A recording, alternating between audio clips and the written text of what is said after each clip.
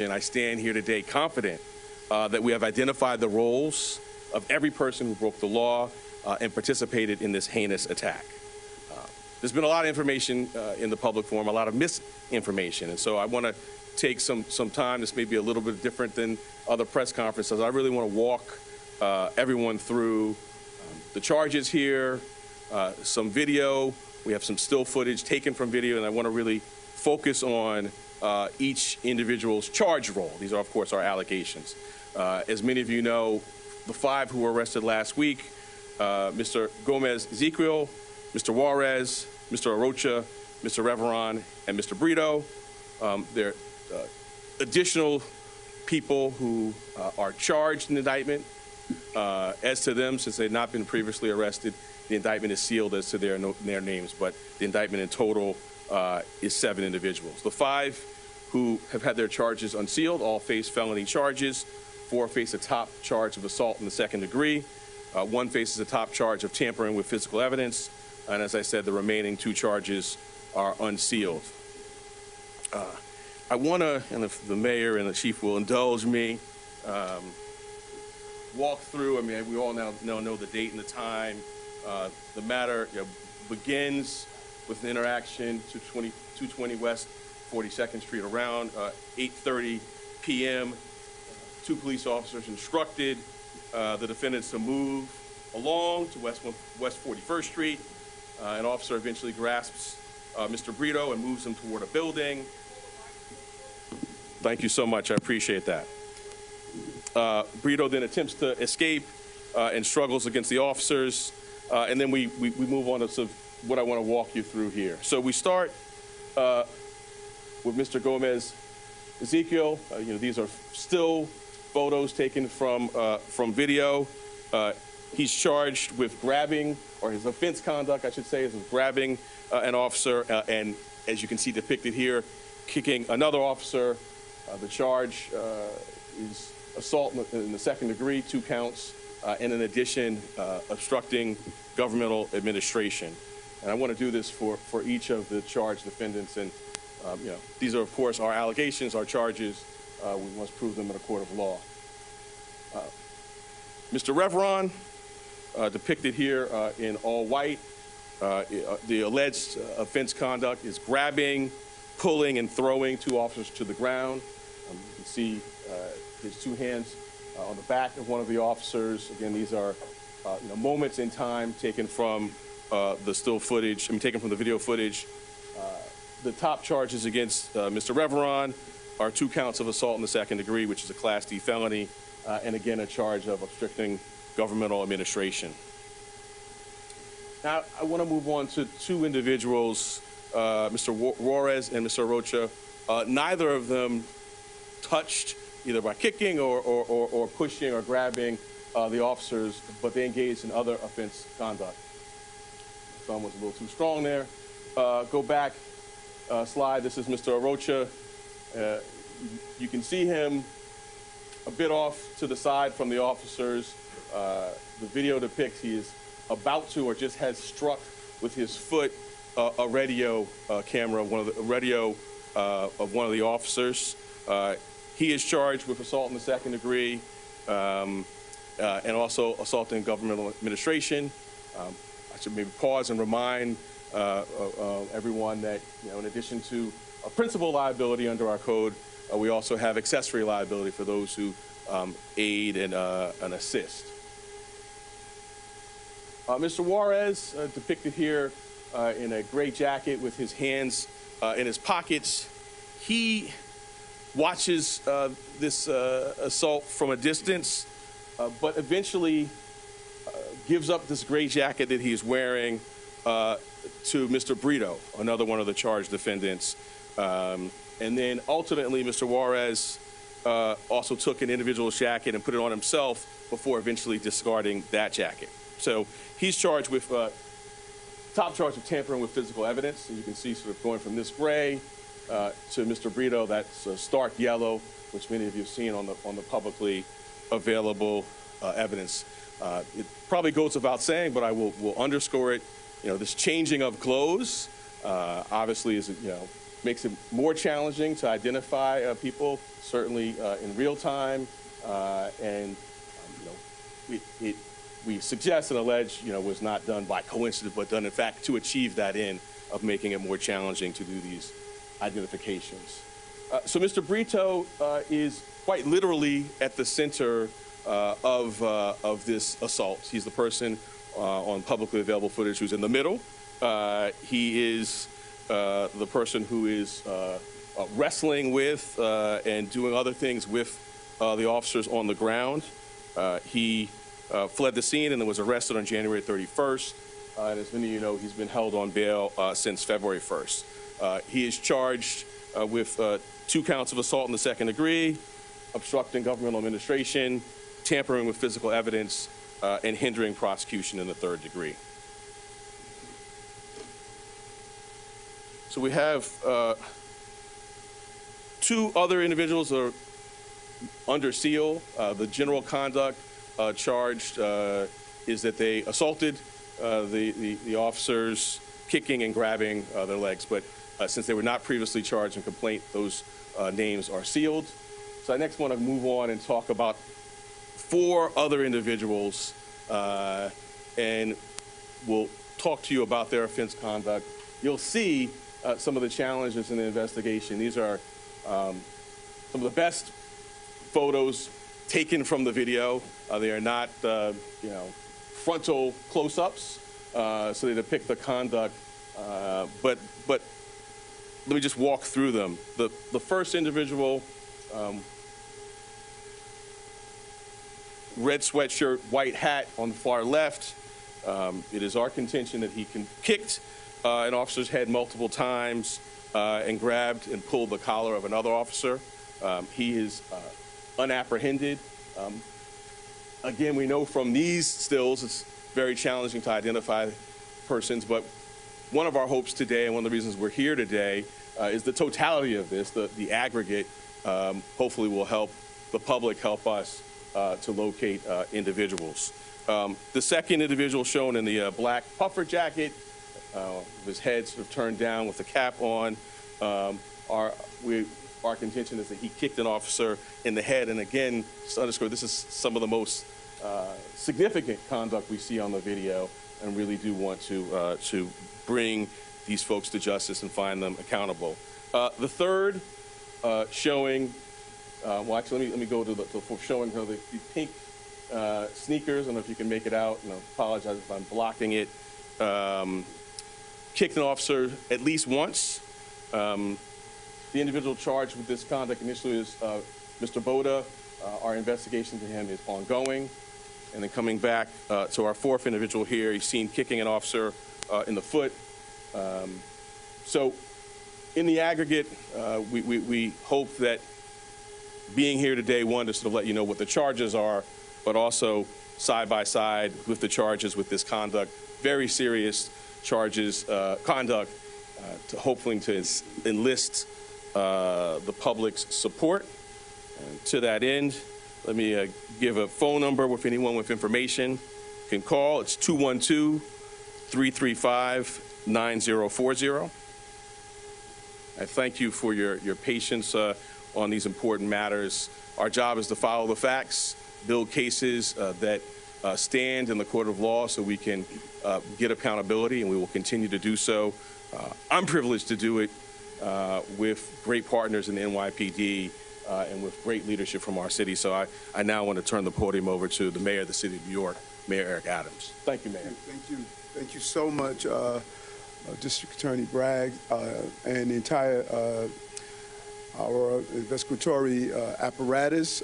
And throughout the weekend and week, the District Attorney kept the NYPD up to date, and we communicated several times, and it was clear of the complexity of apprehending the individuals involved, and he wanted to get it right. He was very clear that some of the video surveillance and some of the pictures and some of the switching of clothing not only shows the thoroughness of the investigation, but how sophisticated these individuals were, that understood that they could switch clothing to throw off the investigators, but that did not happen. using the investigatory tools that we have, we were able to bring these individuals to justice. And I want to just re-emphasize what the police commissioner stated, because I heard oftentimes he was quoted in his terminology of this apparent crime wave that some of the migrants and asylum seekers that are coming here for wrong things are doing. The overwhelming number, over 170,000, they want to finish their next leg of their journey or pursuing the American dream. But there is a small minority that's participating in illegal behavior. And just as you will have a gang that's participating in illegal behavior, if the Bloods are doing something wrong in the neighborhood, that's a crime way of gang behavior in that neighborhood. It's not an indicator of all those who live in that neighborhood. We are going to pursue anyone that commits a crime, if they are longstanding New Yorkers or if they are new arrivals, and that's what we're doing. But in no way should we give any indicator that the overwhelming number of migrants and asylum seekers are law-abiding and they're pursuing the American dream. And this district attorney's office and the NYPD will partner with each other to pursue those who break the laws in our city. This was a despicable act. It was not only an attack on the individuals who wore the police uniform, but it was an attack on our symbol of justice. That uniform, that shield, is representative of our public safety belief. That's the prerequisite to our prosperity. We did our job in making the apprehension. The district attorney is doing his job of doing the prosecuting, and if they're found guilty and if suitable, the federal government should do their job in deporting them from our city. If you commit a dangerous, violent act, we're all going to do our jobs. The three level of government has a role to ensure public safety remains in the city and across our entire nation. Again, I just really want to commend the DA for their discipline, for how they meticulously went through this case to make sure the individuals who are involved, we are apprehending the right individuals for doing a act that we witnessed all. It was a chilling act that all of us witnessed. Again, thank you so much, DA Bragg. Thank you, Mr. Mayor. Good afternoon. There have been conflicting reports in terms of the whereabouts of the defendants who were released on the Unidentified society. Do you have any information as to where they might be right now, or do you know for sure? Thank you for the question. So there's been, I think your word was misinformation. There certainly has been misinformation about apprehensions. I think Arizona was one. The people arrested there not affiliated with this investigation in any way. That's the information we have from Homeland Security. I can say one of the individuals that in the offense conduct we've been talking about appeared for court in Manhattan on a different matter yesterday, and so we do not have any evidence, significantly of flight has been reported. One appeared yesterday, and we're looking forward to the next court date in this matter.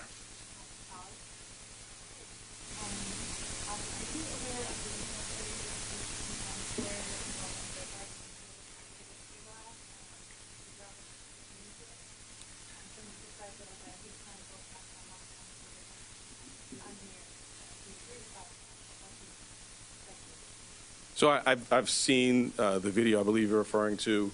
It's in the public domain. It's disturbing. We're going to do what we do on all of our matters, right? So I think there are people speculating and using the legal phrase, you use hate crime. We don't make assumptions. We investigate and look at the evidence. So we'll do what we do in all the other matters, follow the facts.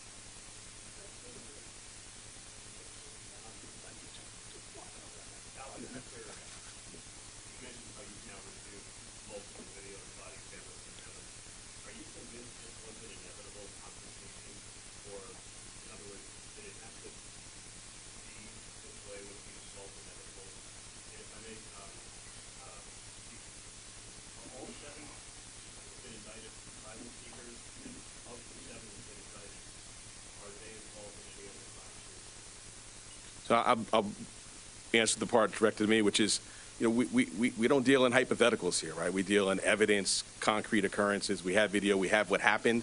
I'm not going to speculate some counterfactual in the world. I think we all could agree. We wish the encounter didn't happen. We wish the heinous attack didn't happen. But it did. That's where we are. We brought these charges. We're going to continue to investigate and to get accountability for what did occur. Just as far as whether or not they're asylum seekers, we don't really dive into that. All right, we're looking at them not as asylum seekers, not as somebody here looking to make a new life for themselves. If they're here and they commit crimes, they're going to be treated as criminals, and that's what we're looking at in this case.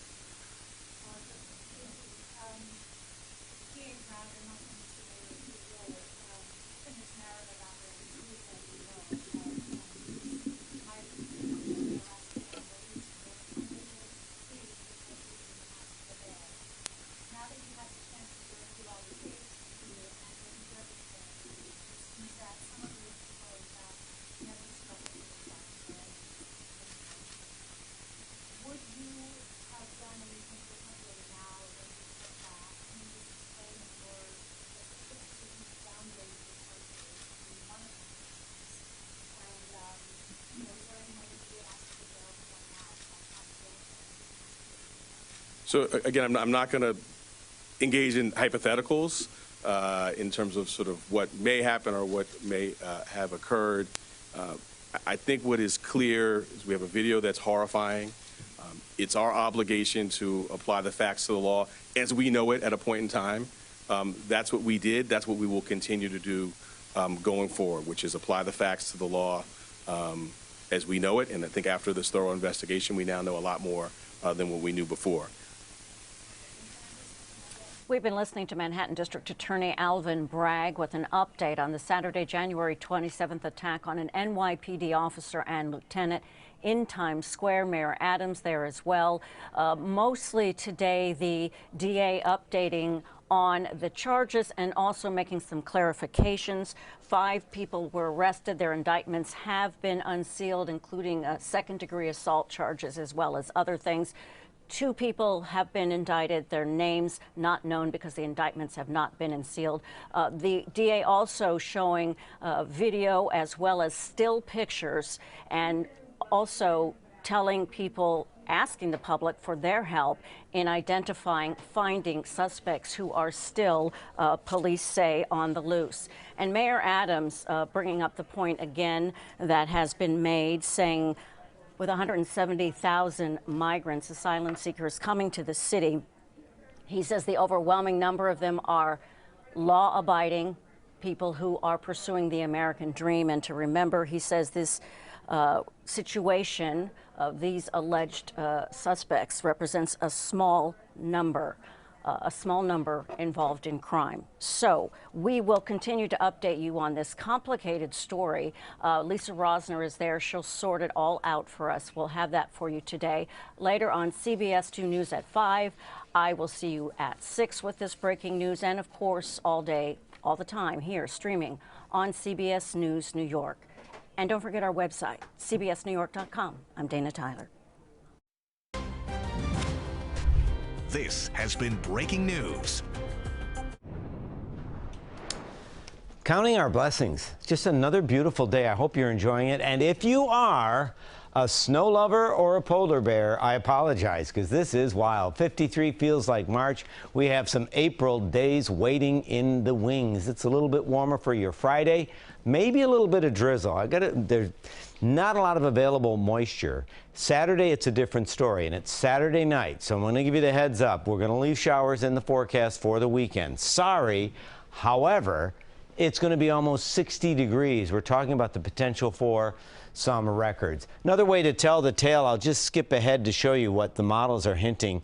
Maybe a little bit of moisture tomorrow morning, and if that happens and it's at the coolest part, you could see a little frost on windshields that you need to scrape off. Your Saturday day is great. Saturday night, though, we see some showers taking over, so be mindful of that. If you're going out for a date Saturday, Sunday still looks good for Super Bowl fun, but then this is what's going to happen. This is now late Monday, so your Monday morning, if you've got a flight or off to work, and I think your work and school day will be fine, but by Monday night, watch what happens. Here's the cold air meeting